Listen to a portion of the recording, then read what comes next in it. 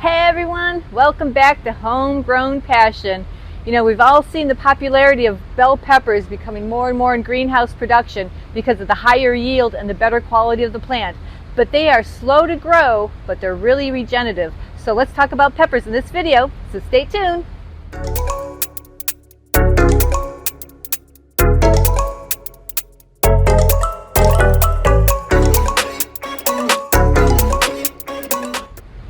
Pepper plants don't like stress. That's why they do so well in a controlled environment, especially for germination. They like it around 80 degrees. Typically it takes about 14 days for germination, in which most of them germinated in that time frame, and I had a handful that didn't. And you know, being in the nursery, I just kept an eye on them, and wouldn't you know it, those other ones germinated. So there's a little bit of a lag, so don't be discouraged if you don't have 100% germination, because I almost did. You can see how beautiful all my plants are.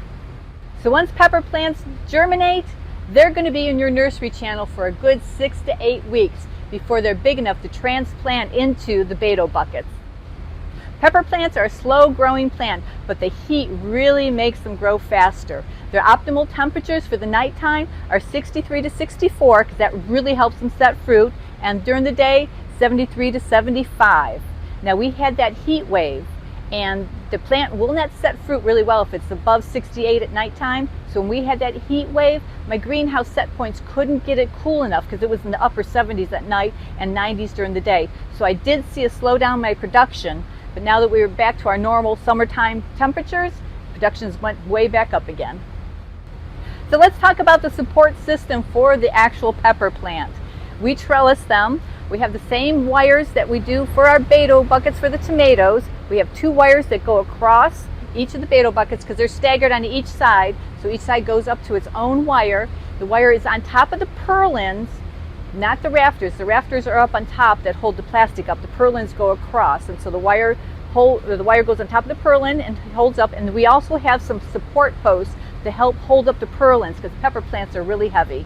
So for the plant support, we use the beto bobbin, which has 40 feet of twine wrapped around it.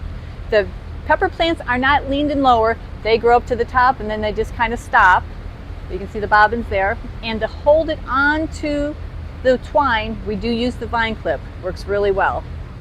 For those of you who don't know how the vine clip works, it has 2 little claws in the middle of it that when you close it, it wraps around the twine and it doesn't move up and down, and you just put it around the stem of the plant and it holds it up. So after you get your plants into the beto buckets, you're going to want to let them grow for a little while. But once they show a first fruit, you're going to want to cut that off because you want the plant to get big and vigorous.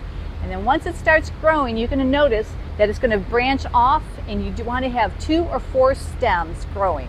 Because if you let it go crazy, you're not going to have big, nice, juicy peppers. You're going to get a bunch of little tiny fruits. So you want to make sure you have 2 or 4 stems. We went with the 2-stem method. We started off really good with it. It kind of got a little bit out of hand, but I'm still having a really good pepper production. So let's talk about the pepper plant. At each node, there's a leaf, there's a pepper, and there's a branch. And as I said, we do it to the 2-stem system. So as it's growing, you want to take one of those stems off to keep it to a 2-stem. And you want to leave all the leaves on because the leaves have a dual purpose. It protects the fruit from sun scald and also helps prevent blossom end rot. And you're probably wondering how peppers get pollinated. They're self-pollinating. When you're harvesting pepper plants, if they're for sale right away, you're going to want to make sure the fruit is 100% ripe. See, it's all nice and orange. But if you have some time and the fruit is 80% ripe, you can go ahead and pick it and put it in storage, and it'll fully ripen up in a few days. And peppers like to be stored between 44 to 48 degrees, but make sure you keep them away from tomatoes because they'll make them ripen up way too fast and then they'll get soft. So let's talk about my pepper plants. I have 78 bell peppers of the different colors. I have Sprinter, which is the red. I have Bricanto, I think that's how you say it, which is the yellow, and Mylena, which is the orange. And these guys were all seeded back in end of March of 2023. Placed in the beto buckets June of 2023, and I started harvesting August of 2023. So almost a whole year of harvesting. I like to keep track of my production numbers for all my different crops, my strawberries, my tomatoes, especially my peppers, because I want to make sure it's worth my time and effort to grow the crop, harvest it, and sell it. So far this past year, since August of last year, I've harvested for sale only 3,900 plus peppers. And I sell them anywhere between $1 to $2 each, depending on wholesale or retail. And that doesn't count how many I've eaten. We've made stuffed peppers, how many I've fed the chickens, the little tiny ones that come off, or the ones I've given away to friends and family. So peppers are very, very productive. Along with pepper plants being very productive, they are not labor intensive. They're an easy plant to take care of because there's no leaning and lowering, not a lot of pruning. The only problem they have that I don't like is they like to drop a lot of leaves and the flower blossoms. So I'm always sweeping up here at least 2 or 3 times a week. And the other problem I had with the plants is aphids. I saw some curled up leaves and I'm like, what is that? So I did a little bit of investigation, trying to figure out what it was. And of course there was some buggers up in there, the aphids. So I got the insecticidal soap out, sprayed them down and took care of it. When harvesting peppers, you don't want to just pull them off the plant because you don't want to break the branches. So I found if you take a pair of clippers, snip the stem, got them right off and don't hurt the plant. Let me show you the old man of the greenhouse. This is the first pepper plant I put in 2 years ago because I wanted some jalapenos for myself. He wasn't doing really good in production, so I trimmed him way up. And then all of a sudden, he started fruiting again. Wow. Look at all these beautiful jalapenos. A lot of times I like to let them go to red because I just like the smoky flavor that they have. So let's go out to the high tunnel. I have more peppers growing, like I don't have enough of them. So let's go. Here's my pepper plants in the strawberry high tunnel.